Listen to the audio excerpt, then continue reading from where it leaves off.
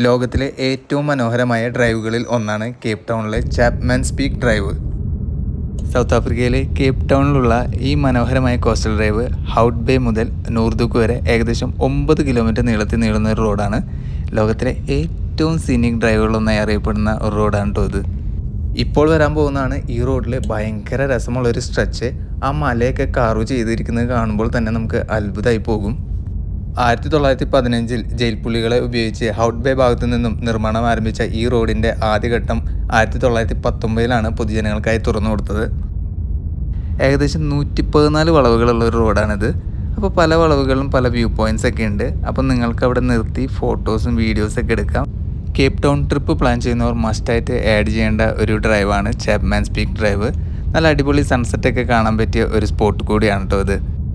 ഈ റോഡ് ഒരു ടോൾ റോഡാണ്. ഇവിടെ ഡ്രൈവ് ചെയ്യണമെങ്കിൽ നമ്മൾക്ക് ടോൾ കൊടുക്കണം.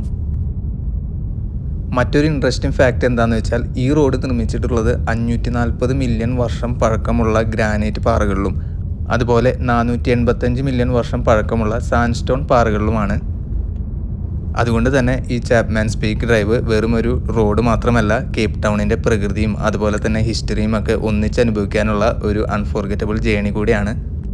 ഒരു വശത്ത് അറ്റ്ലാന്റിക് ഓഷ്യനും മറുവശത്ത് മലനിരകളുമുള്ള ഈ സിനിക് ഡ്രൈവ് നിങ്ങൾ സൗത്ത് ആഫ്രിക്ക വിസിറ്റ് ചെയ്യണമെങ്കിൽ മസ്റ്റായിട്ട് ആഡ് ചെയ്യേണ്ട ഒരു സ്പോട്ടാണ്.